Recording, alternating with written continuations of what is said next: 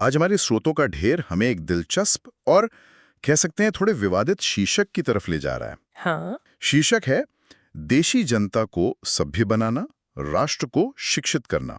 ये कक्षा 8 के इतिहास की एक प्रेजेंटेशन की रूपरेखा है, लेकिन ये शीर्षक इसमें एक अजीब सा तनाव है। बिल्कुल। एक तरफ सभ्य बनाने का अहंकार है और दूसरी तरफ शिक्षित करने का एक महान लक्ष्य। आपने बिल्कुल सही नस पकड़ी है।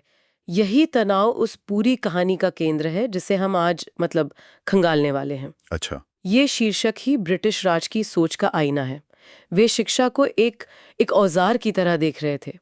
सवाल ये था कि इस औजार का इस्तेमाल एक राष्ट्र को वाकई में सशक्त बनाने के लिए करना है या फिर अपने शासन के लिए सभ्य और आज्ञाकारी प्रजा तैयार करने के लिए। बिल्कुल यही सवाल था। तो चलिए इसी सवाल की तह तक जाते हैं। हम समझेंगे कि अंग्रेजों की नीतियां क्या थीं, उनके पीछे की विचारधारा क्या थी और कैसे प्राच्यवादियों के सम्मान से शुरू हुई कहानी मैकाले के तीखे विचारों से होते हुए गांधी और टैगोर के राष्ट्रवादी सपनों तक पहुंची। ये सिर्फ स्कूलों और कॉलेजों की खोलने की कहानी नहीं है। नहीं, ये एक सभ्यता के आत्मविश्वास को तोड़ने और फिर उसे दोबारा बनाने की कोशिश की कहानी है। आमतौर पर जब हम ब्रिटिश शिक्षा की बात करते हैं तो दिमाग में अंग्रेजी थोपने की बात आती है। हाँ, ज्यादातर यही आता है। लेकिन हमारे स्रोत बताते हैं कि कहानी की शुरुआत काफी अलग थी, मतलब लगभग सम्मान के साथ। विलियम जोन्स कौन थे और ये प्राच्यवाद का क्या नजरिया था? ये एक बहुत ही हैरान करने वाली शुरुआत है। 1783 में जब विलियम जोन्स कलकत्ता आए तो वो सुप्रीम कोर्ट में एक जूनियर जज थे। लेकिन उनका असली जुनून भाषाएं और इतिहास था। वो और उनके जैसे हेनरी कोलब्रुक या नाथेनियल हेलहेड जैसे विद्वान, जिन्हें हम प्राच्यवादी कहते हैं। हाँ, प्राच्यवादी, वो भारत को एक पिछड़े या असभ्य देश की तरह नहीं देखते थे। उनका मानना था कि भारत का एक गौरवशाली अतीत था, एक स्वर्ण युग था जिसे समझने की जरूरत है। यानी वे यहाँ सिखाने नहीं बल्कि कुछ हद तक सीखने के इरादे से आए थे। एक हद तक हाँ, बिल्कुल। जोन्स को संस्कृत, ग्रीक और लैटिन में गहरी समानताएं दिखीं। उन्होंने महसूस किया कि ये सभी भाषाएं एक ही स्रोत से निकली हैं। अच्छा। इसीलिए उन्होंने एशियाटिक सोसाइटी ऑफ बंगाल की स्थापना की। उसका मकसद था भारत के प्राचीन ग्रंथों को खोजना, उनका अनुवाद करना और दुनिया के सामने लाना। तो वो चाहते थे कि भारतीय भी अपने अतीत को फिर से जाने। हाँ, अपने भूले हुए गौरवशाली अतीत को। ये थोपने का नहीं बल्कि खोजने का दौर था। ये सुनने में तो बहुत आदर्शवादी लगता है, लेकिन क्या इसमें एक तरह का खतरा भी नहीं था कि भारत को एक जीती जागती सभ्यता के बजाय एक प्राचीन संग्रहालय की तरह देखा जा रहा हो? ये बहुत गहरी बात है। हाँ, इसमें ये खतरा तो था। वे भारत के अतीत का सम्मान कर रहे थे, लेकिन शायद वर्तमान की अनदेखी कर रहे थे। फिर भी उस दौर के हिसाब से ये एक बहुत प्रगतिशील सोच थी। कंपनी सरकार ने भी इसी सोच के तहत कलकत्ता में एक मदरसा और बनारस में संस्कृत कॉलेज खोला था, ताकि स्थानीय कानूनों को समझने वाले विशेषज्ञ मिल सकें। सही बात है। तो फिर ये सम्मानजनक माहौल कब और कैसे बदला? जाहिर है ये दौर ज्यादा लंबा नहीं चला होगा। नहीं चला, बिल्कुल नहीं चला। स्रोत में जेम्स मिल और थॉमस मैकाले का नाम आता है और यहाँ से कहानी 180 डिग्री घूम जाती है। बिल्कुल घूम जाती है। 19वीं सदी की शुरुआत तक ब्रिटेन में औद्योगिक क्रांति हो चुकी थी और एक नया आत्मविश्वास या यूं कहें कि एक तरह का अहंकार पैदा हो गया था। जेम्स मिल जैसे विचारकों ने प्राच्यवादियों पर सीधा हमला बोल दिया।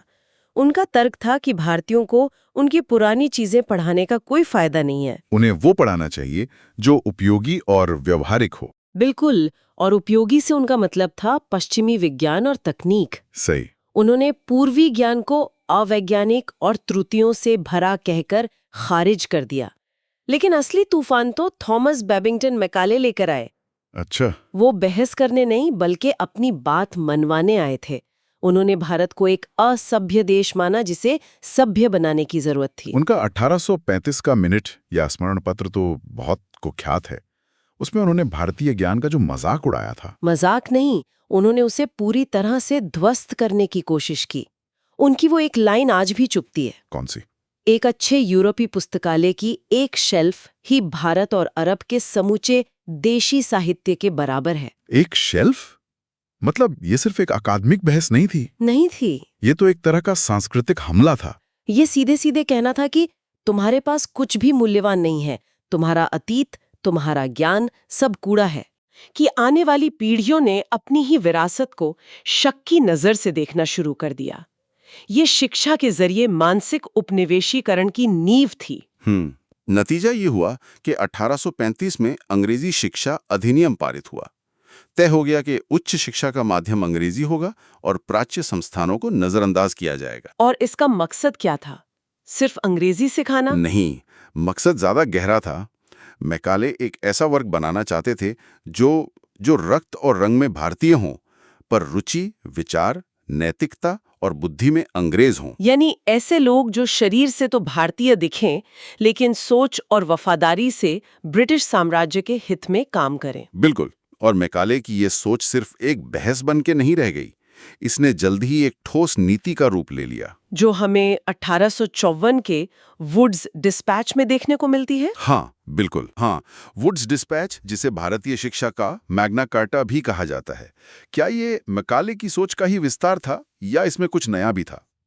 ये मैकाले की सोच का ही तार्किक अगला कदम था एक तरह से। चार्ल्स वुड, जो कंपनी के बोर्ड ऑफ कंट्रोल के अध्यक्ष थे, उन्होंने ये नीति बनाई। और इसका लक्ष्य क्या था? स्रोत में 2 लक्ष्यों का जिक्र है, एक व्यावहारिक और दूसरा नैतिक। हाँ, इसका व्यावहारिक लक्ष्य साफ था। यूरोपीय शिक्षा से भारतीयों को व्यापार और वाणिज्य के फायदे समझ आएंगे। अच्छा। और जब वे यूरोपीय जीवन शैली अपनाएंगे तो ब्रिटिश सामानों की मांग बढ़ेगी। मतलब शिक्षा के जरिए एक नया बाजार तैयार करो। शिक्षा मतलब बिजनेस। सही पकड़ा। और इसका नैतिक लक्ष्य, वो तो और भी ज्यादा कुटिल था। वो क्या था? डिस्पैच में कहा गया कि यूरोपीय शिक्षा भारतीयों के नैतिक चरित्र को सुधारेगी, उन्हें सच्चा और ईमानदार बनाएगी। सच्चा और ईमानदार, इसका असली मतलब क्या था? अब सोचिए, अंग्रेजों को अपने प्रशासन के लिए ऐसे क्लर्क और अधिकारी चाहिए थे जो भरोसेमंद हो, जो भ्रष्टाचार ना करें और जो चुपचाप हुक्म माने।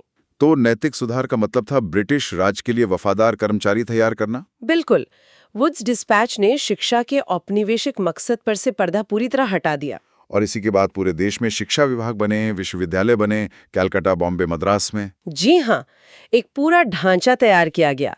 लेकिन उस ढांचे की नींव में भारत का हित नहीं, बल्कि ब्रिटिश साम्राज्य का हित था। ये तो वो व्यवस्था है जो अंग्रेज बना रहे थे, लेकिन वे किस चीज की जगह ले रहे थे?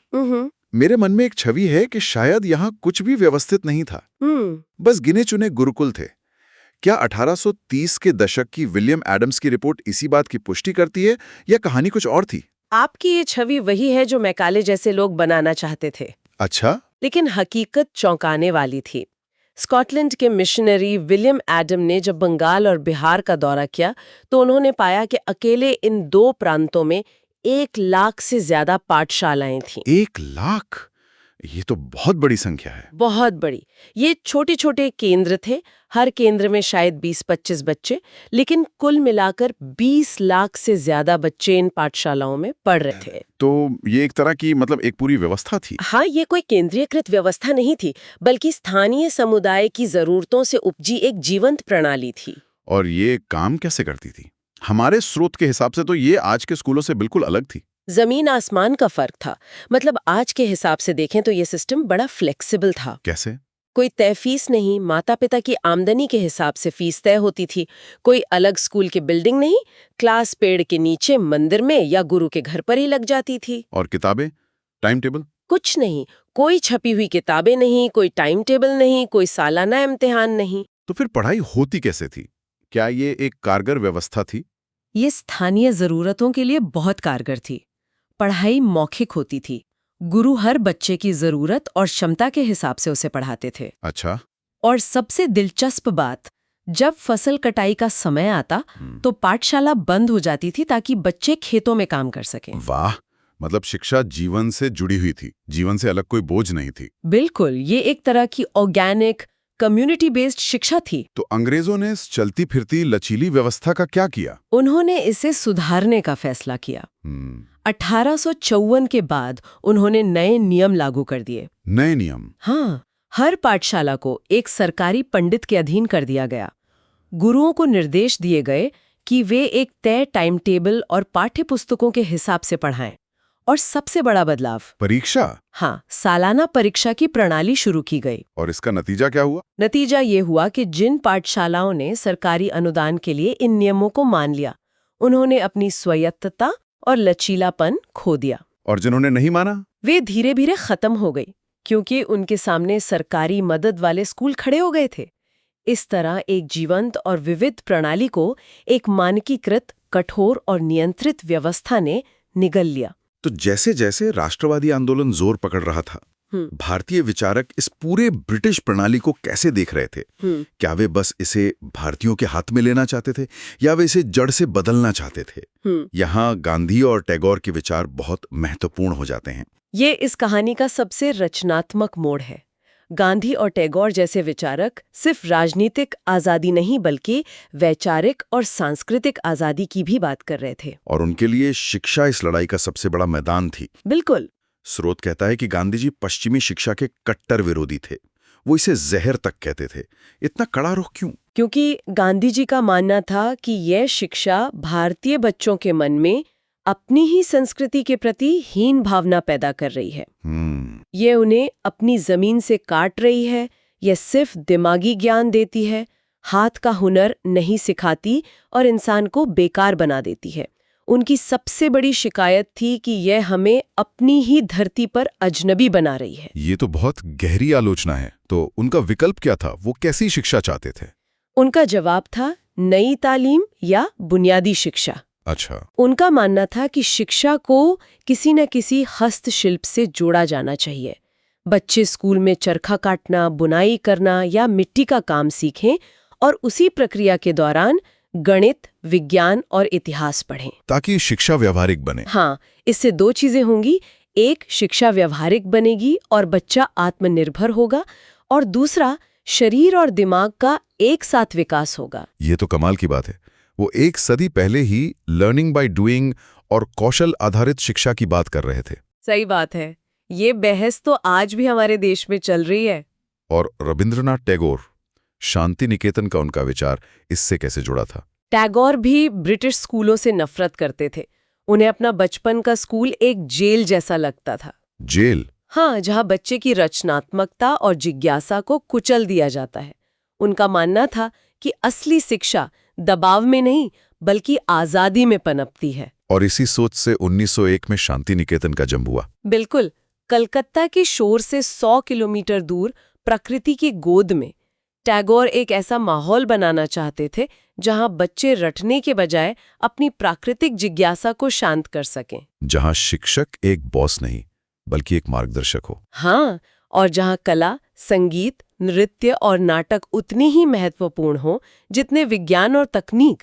वो एक ऐसी सीखना चाहते थे जो बच्चे के मन को आजाद करे, न कि उससे बांधे। तो एक तरफ गांधी का जोर आत्मनिर्भरता और हाथ के हुनर पर था, और दूसरी तरफ टैगोर का जोर रचनात्मकता और मन की आजादी पर। हाँ, लेकिन दोनों का लक्ष्य एक ही था। क्या? ब्रिटिश शिक्षा की निर्जीव, मशीनी और औपनिवेशिक प्रणाली को चुनौती देना, और एक ऐसी शिक्षा प्रणाली की कल्पना करना जो भारतीय हो, जो बच्चे का समग्र विकास करे और जो उसे एक बेहतर इंसान और नागरिक बनाए। तो हमने भारत में शिक्षा की इस पूरी कहानी को देखा, प्राचीवादियों के सम्मान और खोज से शुरू होकर मैकाले के वैचारिक हमले, फिर वुड्स डिस्पैच के प्रशासनिक नियंत्रण और पाठशालाओं के बदलाव से गुजरते हुए। हाँ, और फिर ये कहानी गांधी और टैगोर के राष्ट्रवादी और मानवीय दृष्टिकोण तक पहुंची। ये यात्रा हमें बताती है कि शिक्षा पर हर बहस सिर्फ पाठ्यक्रम या भाषा के बारे में नहीं होती। इसके मूल में हमेशा ये बुनियादी सवाल होता है कि शिक्षा का असली उद्देश्य क्या है।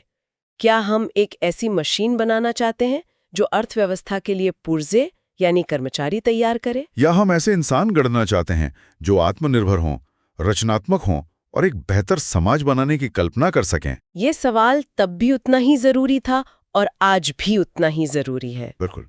हमारे स्रोत में गांधी की नई तालीम और टैगोर की रचनात्मक शिक्षा का जिक्र है। ये सोचने पर मजबूर करता है कि आज के डिजिटल युग में जहां हर जवाब स्क्रीन पर मौजूद है, शायद हाथ से काम करने और प्रकृति के बीच सीखने का ये विचार पहले से भी ज्यादा प्रासंगिक हो गए हैं। सही बात है। तो ये सवाल हमारे श्रोताओं के लिए है। इन सभी दृष्टिकोणों, जोन्स के सम्मान, मैकाले की व्यावहारिकता, गांधी के कौशल और टैगोर की रचनात्मकता, इन सब के बेहतरीन पहलुओं को मिलाकर एक आदर्श शिक्षा प्रणाली कैसी दिख सकती है?